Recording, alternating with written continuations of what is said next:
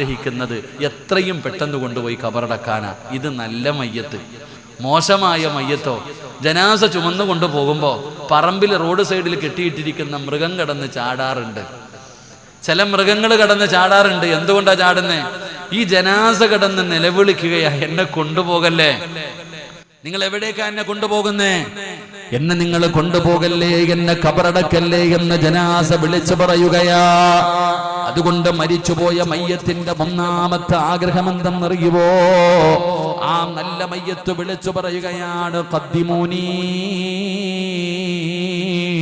നിങ്ങൾ എന്നെ ഒന്ന് പെട്ടെന്ന് കൊണ്ടുപോയി കബറടക്കണേ, എന്നെ നിങ്ങൾ പെട്ടെന്ന് കൊണ്ടുപോയി ഒന്ന് കബറടക്കണേ എന്നാ മയ്യത്ത് ആഗ്രഹിക്കുകയാണ്. ആ മയ്യത്ത് വിളിച്ചു പറയുമെന്ന് മഹാനായ നബി മുഹമ്മദ് മുസ്തഫ സല്ലല്ലാഹു അലൈഹി വസല്ലമ തങ്ങൾ പറയുമ്പോ, എന്റെ പ്രിയപ്പെട്ട സഹോദരാ, ഇനി രണ്ടാമത്തെ ആഗ്രഹം എന്തെന്നറിയുമോ? പടച്ചവനെ, ജനാസ കൊണ്ടുപോവുകയാ. ജനാസ ഖബർ ആ പള്ളിയിലേക്ക് കൊണ്ടുപോയി. മയ്യത്ത് നമസ്കാരം കഴിഞ്ഞു. ജനാസ ഖബറുംകാട്ടിലേക്ക് ഇറങ്ങുകയാണ്. ചെറുപ്പക്കാരാ, മയ്യത്ത് പള്ളിപ്പറമ്പിലേക്ക് കൊണ്ടിറങ്ങുകയാ. ആ സമയത്തൊരു ശബ്ദം കേൾക്കും, മോനെ, പടച്ചവനെ, ജനാസ ഖബറിലേക്ക് കൊണ്ടുപോകാൻ അതാ ഖബറടക്കുന്നതിന് വേണ്ടി പള്ളിപ്പറമ്പിലേക്ക് കൊണ്ടിറങ്ങുമ്പോ ഖബറവനോട് സംസാരിക്കുമെന്ന് നബി മുഹമ്മദ് മുസ്തഫ സല്ലല്ലാഹു അലൈഹി വസല്ലമ തങ്ങൾ പറയുകയാണ്. ഖബറിന്റെ സംസാരം അവന് കേൾക്കുകയാണ്. ഖബറിന്റെ സംസാരം അവന് കേൾക്കുകയാണ്. പെങ്ങളെ, നിനക്ക് നാവുള്ളതുപോലെ എനിക്ക് നാവുള്ളതുപോലെ ഖബറിന് നാവുണ്ടടോ, ഖബറിന് നാവുണ്ടടോ. എല്ലാ മനുഷ്യരോടും ഖബർ സംസാരിക്കുന്നുണ്ട്. ചെറുപ്പക്കാരാ, എന്റെ ബാപ്പയോട് പറയുകയാണ്, ഞാൻ സംസാരിക്കുന്നത് നിങ്ങൾ കേൾക്കുന്നുണ്ടല്ലോ. ഇതുപോലെ ഖബറിന് നാവുണ്ട്, ആ ഖബർ സംസാരിക്കുന്നുണ്ട്. പക്ഷേ നമ്മളിൽ പലരും അത് കേൾക്കാറില്ല. അത് നമ്മുടെ പോരായ്മയാണ്. ഖബർ സംസാരിക്കുന്നത് കേൾക്കാൻ പറ്റാത്തത് നമ്മുടെ പിഴവാടോ? ഖബർ സംസാരിക്കുമെന്ന് നബി മുഹമ്മദ് മുസ്തഫ സല്ലല്ലാഹു അലൈഹി വസല്ലമ തങ്ങൾ പറയുന്നു. ഖബറിന്റെ സംസാരം കേൾക്കുന്നത് എപ്പോഴും അറിയുമോ? സഹോദരാ, ജനാസ പള്ളിപ്പറമ്പിലേക്ക് കൊണ്ടുപോകുമ്പോഴാണ്. ഒരുപാട് പേരോട് ഖബർ സംസാരിച്ചല്ലോ. മഹാനായ ഉമർ ഇബ്നു അബ്ദുൽ അസീസ് റളിയല്ലാഹു തആല അൻഹു മഹാനവറുകൾ ഒരു ജനാസ ഖബറടക്കാൻ പോയതാണ്. ഒരു ജനാസ ഖബറടക്കാൻ പോയതാണ്. മയ്യത്ത് ഖബറടക്കി കഴിഞ്ഞപ്പോ എല്ലാവരും പിരിഞ്ഞു പോവുകയാണ്. ഉമർ ഇബ്നു അബ്ദുൽ അസീസ് തങ്ങൾ ഖബറിന്റെ ചാരത്ത് നിൽക്കുകയാണ്. കൂടെ വന്നവര് പറഞ്ഞു, തങ്ങളെ, ഖബറടക്കി കഴിഞ്ഞല്ലോ, മയ്യത്ത് കുളിപ്പിച്ചു, കഫം പൊതിഞ്ഞു, നിസ്കരിച്ചു, ഖബർ കുടിച്ചു, ഖബറടക്കി. ഇനി എന്തിനാണ് ഒറ്റയ്ക്ക് പള്ളിപ്പറമ്പിൽ നിൽക്കുന്നതെന്ന് ചോദിച്ചപ്പോ ഉമർ ഇബ്നു അബ്ദുൽ അസീസ് തങ്ങൾ പറയുന്നു, എന്നെ ആരും ശല്യം ചെയ്യരുത്, എല്ലാവരും പോകണേ, എല്ലാവരും പോകണേ. എന്നിട്ട് ആരാരുമില്ലാതെ എല്ലാവരും പോയി കഴിഞ്ഞപ്പോ ഉമർ ഇബ്നു അബ്ദുൽ അസീസ് റളിയല്ലാഹു തആല അൻഹു ഒരു ഖബറിന്റെ ചാരത്ത് ചെല്ലുകയാണ്. ആ ഖബറിന്റെ ചാരത്ത് പോയിരുന്ന് കരയുകയാണ്. സംസാരിക്കുന്നില്ലടോ, ഒന്നും മിണ്ടാതെ ഉമർ ഇബ്നു അബ്ദുൽ അസീസ് ഇങ്ങനെ കരയുകയാണ്. ഖബറിന്റെ ചാരത്തിരുന്ന് മിണ്ടാതെ ഇരുന്ന് കരഞ്ഞുകൊണ്ടിരുന്നപ്പോ, അങ്ങനെ കരയണമെന്നാണല്ലോ, ഖബർ കണ്ടാ കരയണമെന്നാണ്. ഖബറെന്നു കേട്ടാൽ തൽക്ഷണം ഞെട്ടേണ്ടതാ, കണ്ടാലുടൻ വാ വിട്ടു നീ കരയേണ്ടതാ. മേടയ്ക്കു പകരം മാളമാ സുബ്ഹാന റബ്ബി, അതിൽ കിടക്കേണ്ടതാ നസുമാന. ഇതൊക്കെ ചിന്തിച്ചു നീ കരയുക സോദരാ, എങ്കിൽ സുറൂറായി നീ കടക്കും മറുകരാ. ഖബറിനെ കുറിച്ച് പറയുന്നത് കേട്ടാലേ പേടിക്കണമെന്നാണ്, ഖബർ കണ്ടാ കരയണമെന്നാണ്. ഉമർ ഇബ്നു അബ്ദുൽ അസീസ് കരയുകയാണ്. ഖബറിന്റെ ചാരത്തിരുന്ന് കരയുന്നത് കണ്ടപ്പോ ഖബർ ചോദിക്കുന്ന ഉമർ ഇബ്നു അബ്ദുൽ അസീസ്, ഒരുപാട് സമയമായിരുന്ന് കരയുകയാണല്ലോ, എന്തേ എന്നോടൊന്നും നിനക്ക് ചോദിക്കാറില്ലേ? എന്റെ അകത്ത് കിടക്കുന്നവന്റെ അവസ്ഥ നിനക്കറിയണോ? ഞാൻ എങ്ങനെയാണ് പെരുമാറുന്നതെന്നറിയണോ? ഉമർ ഇബ്നു അബ്ദുൽ അസീസ് ഖബറിനോട് ചോദിക്കുന്നു, എങ്ങനെയാ ഒരു ജനാസ കൊണ്ടുവച്ചാൽ എങ്ങനെയാണ് നീ പെരുമാറുന്നതെന്ന് ചോദിക്കുമ്പോ ഖബർ പറയുന്നു, മസഖ്തുൽ കുഫാർ വസദഖതൽ മുഖലതൈൻ വഅഖൽതുൽ ലഹുമാ. ഖബർ പറയുകയാണ്, ഞാൻ അവന്റെ കഫം തുണികൾ വലിച്ചു കീറുകയാണ്. അല്ലാഹുവേ, ഉമർ ഇബ്നു അബ്ദുൽ അസീസ് പറയുന്നു, പറയല്ലേ, അത് കേൾക്കാനുള്ള ധൈര്യം എനിക്കില്ല. പിടഞ്ഞ താഴെ വീണടോ. ഒരു മയ്യത്തിനോട് പെരുമാറുന്നത് എങ്ങനെയാണ് എന്ന് ഖബർ പറയാൻ തുടങ്ങുമ്പോഴേ ചെവി പൊത്തിപ്പിടിച്ച് നിലവിളിച്ചുകൊണ്ട് ബോധം കെട്ട് ഉമർ ഇബ്നു അബ്ദുൽ അസീസ് താഴെ വീഴുകയാണ്. പറയല്ലേ. ഖബറിന്റെ മുകളിലേക്ക് ഉമർ ഇബ്നു അബ്ദുൽ അസീസിന്റെ കണ്ണുനീര് വീഴുകയാണ്. ചെറിയ കുട്ടികളെ പോലെ ഖബറിന്റെ മുകളിൽ കിടന്ന് കരയുന്ന ഉമർ ഇബ്നു അബ്ദുൽ അസീസിനെ കണ്ടപ്പോ ഖബറിന് പോലും സങ്കടം തോന്നുകയാണ്. അപ്പോഴാണ് ഖബർ പറഞ്ഞു കൊടുത്തത്, അല്ലദുല്ലുക അലാ അഖ്ഫാനിൽ അതുബ്ലാ, രക്ഷപ്പെടാനുള്ള വഴി പറഞ്ഞു കൊടുത്തെന്ന് ചരിത്രം പറയുമ്പോ എന്റെ പ്രിയപ്പെട്ട സഹോദര, ജനാസ ഖബറിലേക്ക് കൊണ്ടുവച്ചു. അതാ പിടിമണ്ണ് വാരി വെച്ചു, പലക നിരത്തുകയാണ്. എല്ലാവരും മണ്ണ് വാരിയിടുകയാണ്. മിൻഹാ ഖലഖനാകും വഫീഹാ നുഈദുകും വമിൻഹാ നുഖ്രിജുകും താറത്തൻ നുഖ്റാ എന്ന് പറഞ്ഞുകൊണ്ട് പിടിമണ്ണ് വാരിയിടുകയാണ്. എല്ലാവരും ഖബറിന്റെ ചാരത്ത് നിന്നും മടങ്ങി പോകുമ്പോ ആ ഖബറിനകത്ത് കിടക്കുന്ന ജനാസയുടെ രണ്ടാമത്തെ ആഗ്രഹം എന്തെന്നറിയുവോ? രണ്ടാമത്തെ ആഗ്രഹം എന്താ? അവൻ ആഗ്രഹിക്കുന്നു,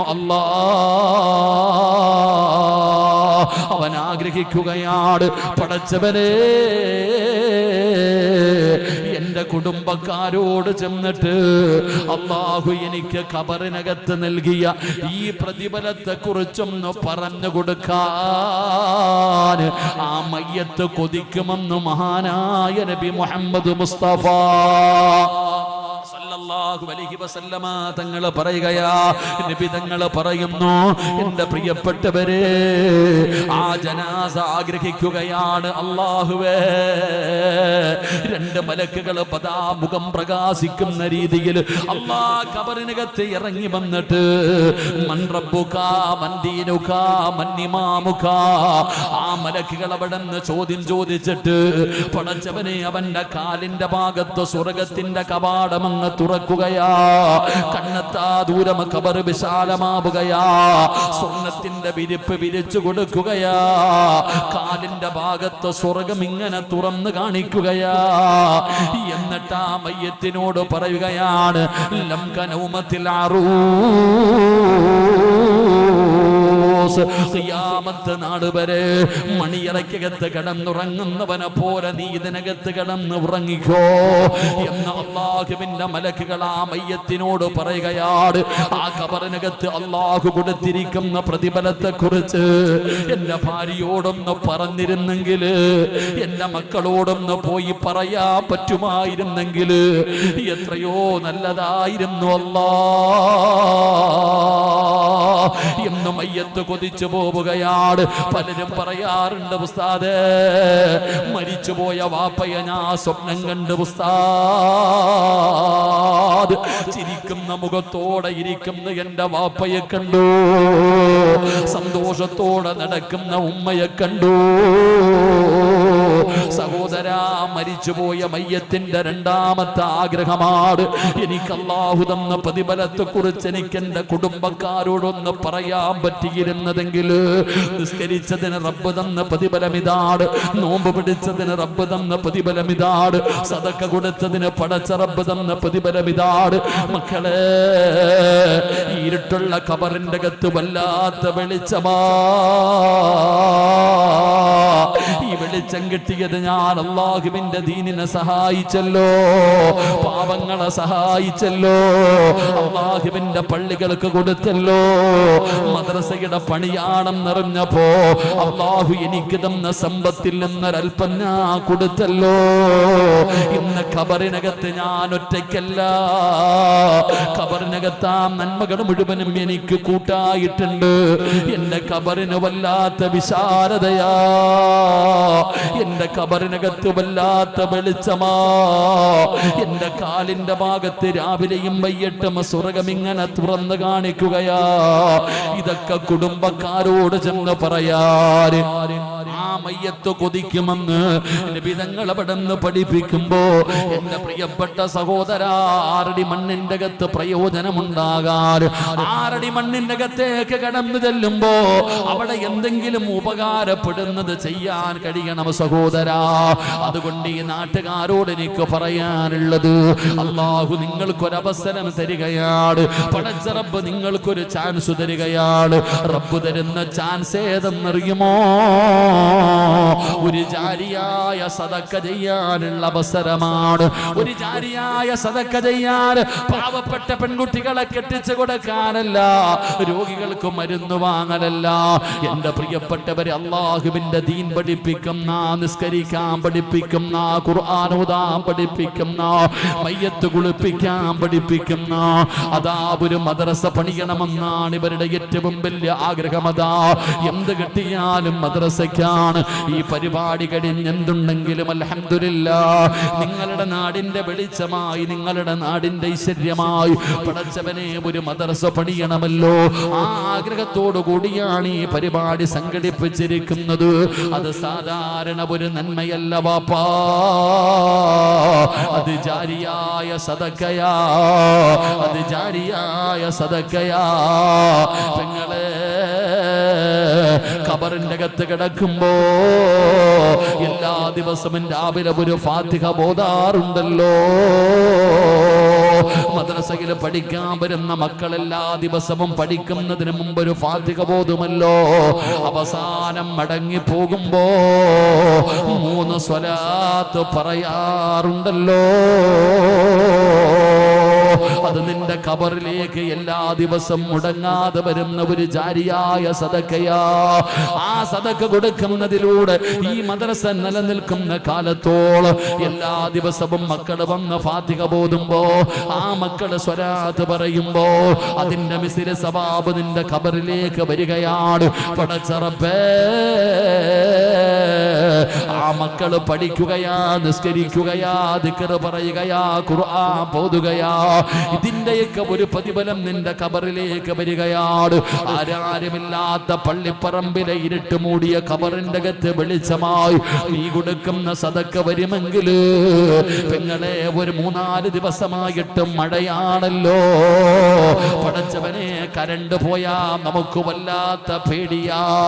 പടച്ചവരെ, കരണ്ട് പോയി കഴിഞ്ഞാൽ എന്റെ പ്രിയപ്പെട്ടവരെ ഉടനെ KSBയിൽ വിളിക്കുകയാണ്, ഇന്ന സ്ഥലത്ത് കരണ്ടില്ല, എപ്പോഴാ വരുന്നത്, എപ്പോഴാ വരുന്നത്. ഒരു വീട്ടിലും ഇന്ന് വിളക്കില്ലടോ, ഒരു വീട്ടിലും ഇന്ന് മെഴുകുതിരിയില്ലടോ. പടച്ചവനെ, കരണ്ട് പോയി കഴിഞ്ഞാൽ നമുക്ക് വല്ലാത്ത പേടിയാ, ഇരുട്ടത്തിരിക്കാൻ വല്ലാത്ത ഭയമാ. പടച്ചവനെ, കൊച്ചുകുട്ടികൾ ഇരുട്ടത്തിരുന്ന് പഠിച്ചിട്ടില്ല.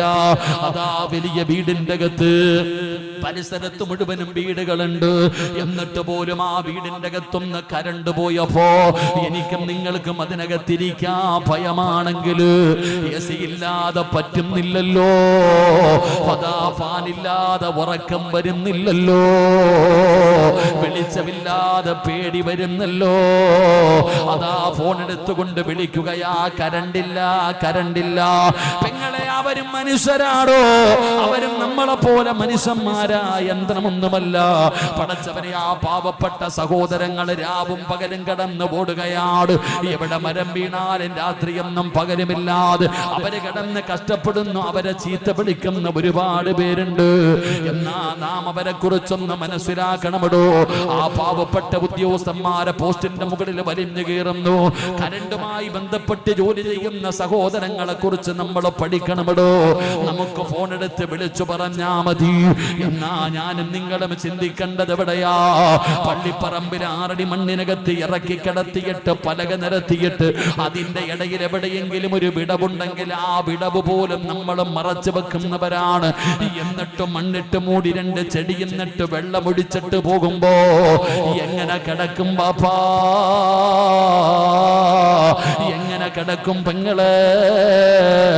ഓടാ പറ്റില്ലല്ലോ, നിലവിളിച്ചാൽ ആള് കേൾക്കില്ലല്ലോ. ഖബറിന്റെ ആഴമാ സോദരാ നീ നോക്ക്, അതിൽ നിന്നെ മെല്ലെ ഇറക്കലും ഒന്നോർക്ക്. ഇതുപോലെ ജീവിത കാലമില്ലൊരുക്കുണ്ട്, കുടുസായതും കണ്ടിട്ടുമുണ്ടോ പണ്ട്? ഇതുപോലെ ഒരു വീട് കണ്ടിട്ടുണ്ടോ മോനെ? പള്ളിപ്പറമ്പിലെ ഖബറിനകത്ത് കിടക്കുന്ന അവസ്ഥയെ കുറിച്ച് ചിന്തിക്കാത്തതെന്ത്? അതുകൊണ്ട് എന്റെ പ്രിയപ്പെട്ടവരോട് പറയുന്നു, പെയ്ത അതാ പേമാരി പെയ്യുന്ന സമയത്താണ് 4 ദിവസമായിട്ട് ഇങ്ങനെ ഒരു പരിപാടി നടക്കുന്നത്. ഈ നാടിന്റെ ഒത്തൊരുമയാടോ? ഇവരുടെ ഇഖ്ലാസ്, ആത്മാർത്ഥമായിട്ടുള്ള പരിശ്രമമാണ്. പല പരിപാടികളും മഴയുടെ പേര് പറഞ്ഞിട്ട് ഉപേക്ഷിക്കുമ്പോ അല്ലാഹുവേ, സാധാരണ നടക്കുന്നതിനും ഗംഭീരമായി മനോഹരമായ രീതിയിൽ ഇങ്ങനെ ഒരു മജ്‌ലിസ് ഈ നാട്ടിൽ നടക്കുമ്പോ ഇവരുടെ നിയ്യത്ത് നല്ലതാ, ഇവരുടെ ഇഖ്ലാസോട് കൂടിയുള്ള നിയ്യത്ത് നല്ലതാ. നിയ്യത്ത് നല്ലതായത് കൊണ്ടാ അല്ലാഹു ഈ പരിപാടി മുടക്കാതെ മനോഹരമായ രീതിയിൽ ഇങ്ങനെ ഒരുക്കി തന്നത്. അതുകൊണ്ട് കണ്ടില്ലെന്ന് പറയല്ലേ, കണ്ടില്ലെന്ന് നടിക്കല്ലേ. ഉസ്താദേ, പൈസ ചോദിക്കുമ്പോ നമ്മൾ പറയും നമ്മുടെ പള്ളിക്ക് കൊടുത്തതാ, പാവങ്ങൾക്ക് കൊടുത്തതാ, ഞാൻ ഒരുപാട് സഹായിച്ചതാ. പറയല്ലേ വാപ്പാ, പറയല്ലേ വാപ്പാ. അല്ലാഹു തന്നിരിക്കുന്നത് നിന്നെ പരീക്ഷിക്കാനാ. ഉള്ളതിൽ പങ്ക് കൊടുക്കണേ പെങ്ങള്. ഇല്ലെന്ന് പറയല്ലേ, ഇല്ലെന്ന് പറയല്ലേ. വഅദ് കേൾക്കാൻ വന്നിരിക്കുന്ന എല്ലാ പെണ്ണിന്റെ ശരീരത്തിലും സ്വർണമാണല്ലോ. എത്ര പവനുണ്ടെന്ന് തൂക്കാതെ പറയാൻ പറ്റുമോ? എത്ര പവന് സ്വർണമാണ് ഇപ്പൊ നിന്റെ കയ്യിലുള്ളതെന്ന് തൂക്കാതെ പറയാൻ പറ്റുമോ? ഇല്ലല്ലോ പെങ്ങള്.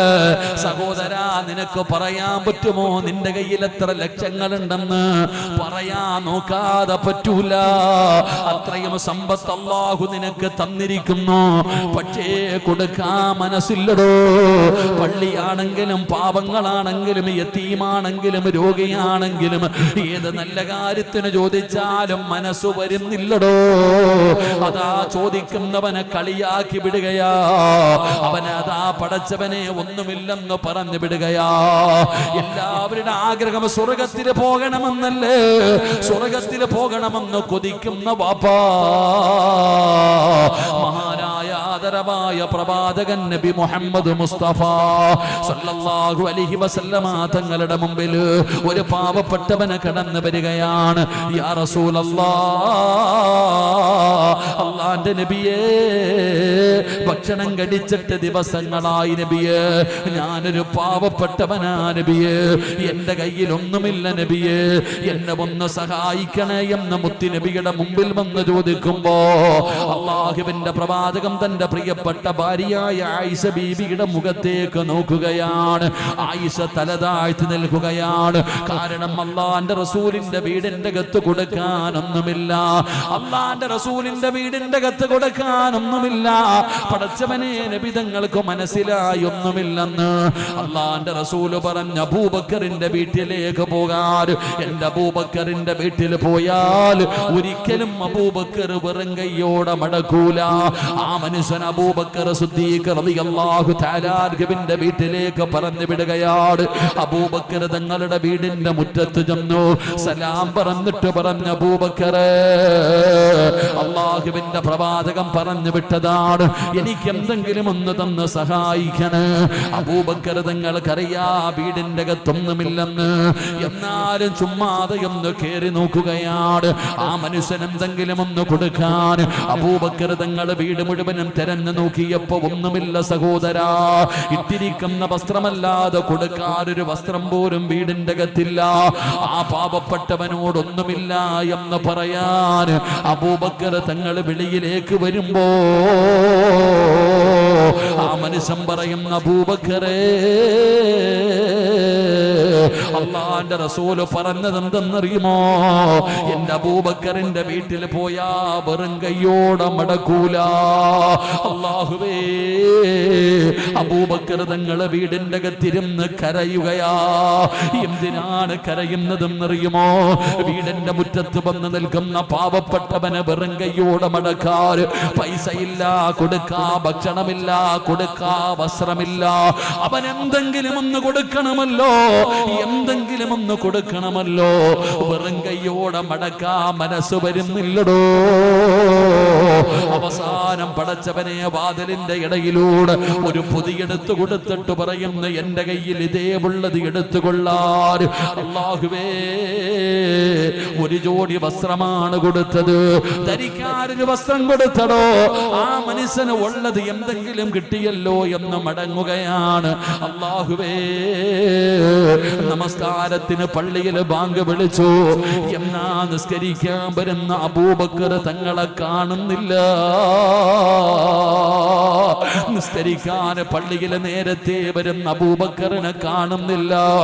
അല്ലാഹുവിന്റെ റസൂൽ ചോദിക്കുന്നു, സഹാബാ, അബൂബക്കർ വന്നില്ലേ സഹാബാ? ഇല്ല നബിയേ, അബൂബക്കർ വന്നില്ല നബിയേ.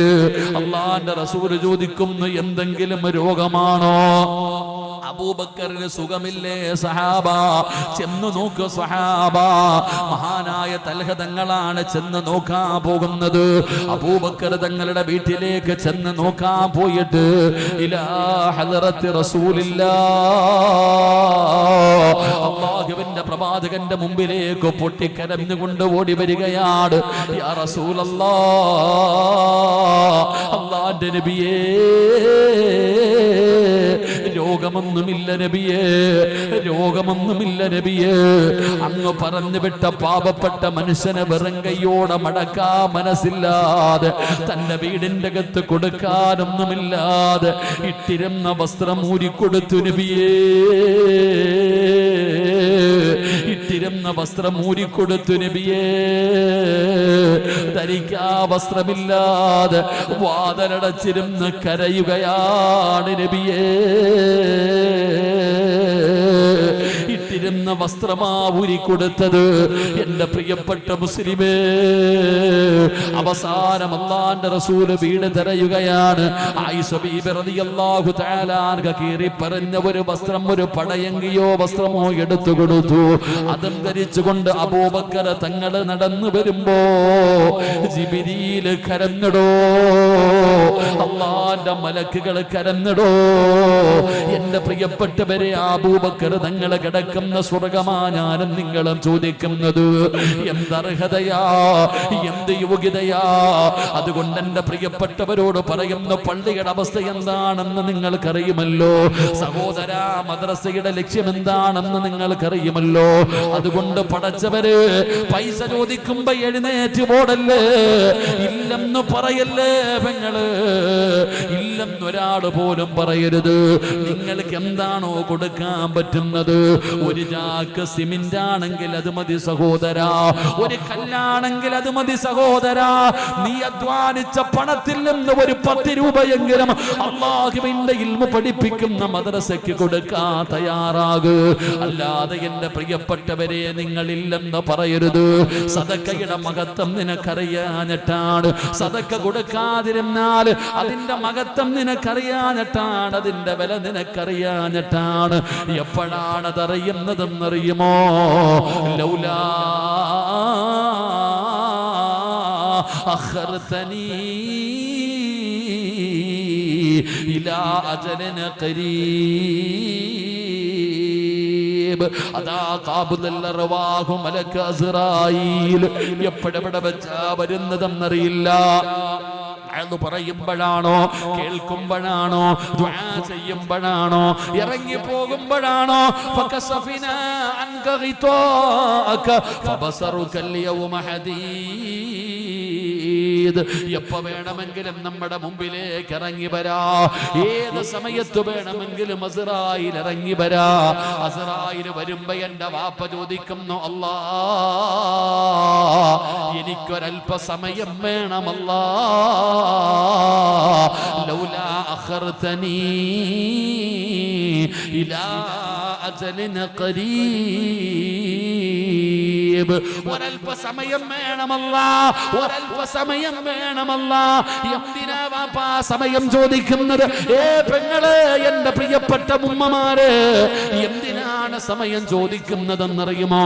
നിസ്കരിക്കാനല്ല, ഖുർആൻ ഓതാനല്ല, തൗബ ചെയ്യാനല്ല, യാത്ര പറയാനല്ല, പൊരുത്തം ചോദിക്കാനല്ല. പിന്നെ എന്തിനാ അല്ലാ? എടാ, നിസ്കരിക്കാനല്ല നീ ചോദിക്കുന്നത്, പടച്ചവനെ ഖുർആൻ ഓതാനല്ല, പൊരുത്തം ചോദിക്കാനല്ല, യാത്ര പറയാനല്ല. പിന്നെ എന്തിനാണ് ലൗലാ അഖർതനീ ഇലാ അജലിൻ ഖരീബ്? അല്പസമയം ചോദിക്കുന്നത് എന്തിനാണെന്നറിയോ? അല്ലാഹുവേ, ഒരുപാട് കൂട്ടിവെച്ചിട്ടുണ്ട് തമ്പുരാനെ, ഒരാൾക്കും കൊടുക്കാതെ. ഒരുപാട് നല്ല കാര്യങ്ങൾക്ക് വേണ്ടി ചോദിച്ചിട്ട് പോലും കൊടുക്കാതെ ഞാൻ ഒരുപാട് കൂട്ടിവെച്ചിട്ടുണ്ട് തമ്പുരാനെ. പള്ളിയെ ചോരുന്ന അവസ്ഥയിൽ കടന്നു ഞാൻ തിരിഞ്ഞു നോക്കിയില്ല. നാട്ടിലെ മക്കള് പഠിക്കാൻ ഒരു മദ്രസ പണിയാൻ ഒരു ചാക്ക് സിമന്റിന്റെ പോലും ഞാൻ പൈസ കൊടുത്തിട്ടില്ല. എല്ലാം ഞാൻ കൂട്ടി വെച്ചു. എനിക്ക് മനസ്സിലായി കൊണ്ടുപോകാൻ പറ്റില്ലെന്ന്. ഇപ്പോഴാണ് എനിക്ക് മനസ്സിലായത് കൊണ്ടുപോകാൻ എനിക്ക് പറ്റില്ല എന്ന്. അതുകൊണ്ട് റബ്ബേ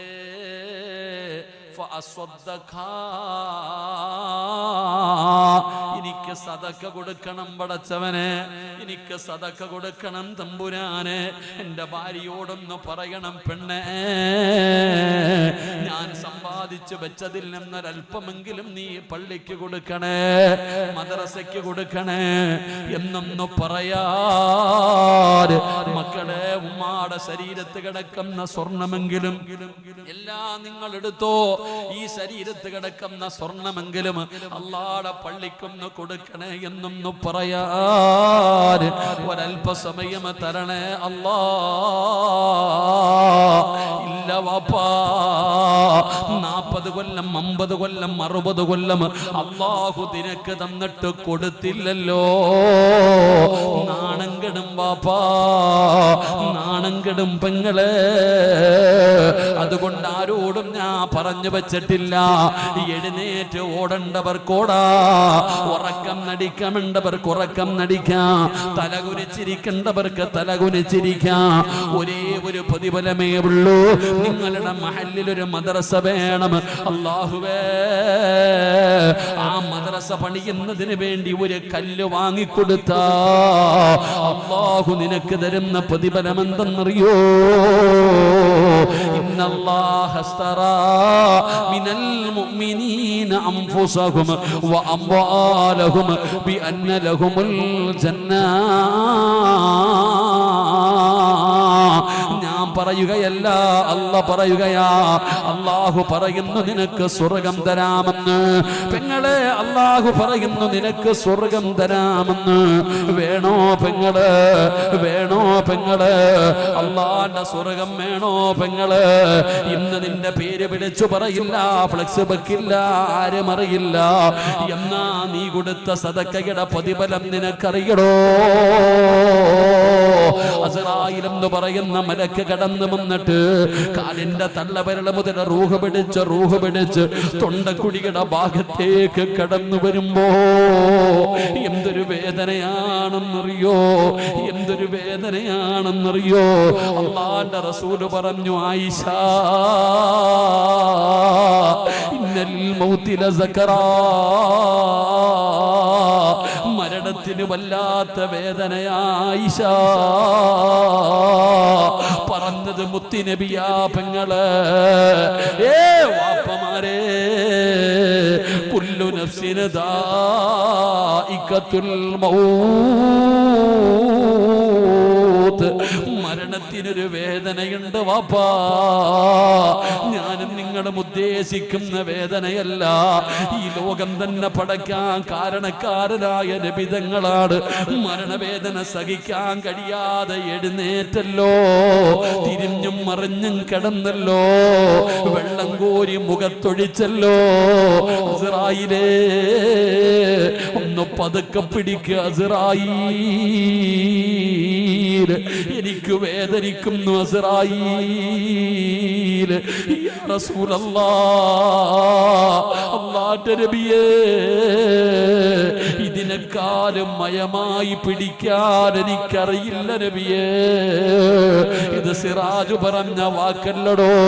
മദീനയിലെ പച്ചക്കുപ്പയുടെ മടിത്തട്ടിൽ കിടന്നുറങ്ങുന്ന ലോകത്തിന്റെ നേതാവ്, ആദരവായ പ്രവാചകൻ നബി മുഹമ്മദ് മുസ്തഫ സല്ലല്ലാഹു അലൈഹി വസല്ലമ തങ്ങളാ പറഞ്ഞത്, മക്കളെ, മരണത്തിന് വല്ലാത്ത വേദനയാ, മരണത്തിന് വല്ലാത്ത വേദനയുണ്ടെന്ന്. അതുകൊണ്ട് എന്റെ പ്രിയപ്പെട്ടവരോട് പറയുകയാ, എപ്പോ എവിടെ വെച്ചാണ് വരുന്നതെന്നറിയില്ല, ഏത് രീതിയിലാണ്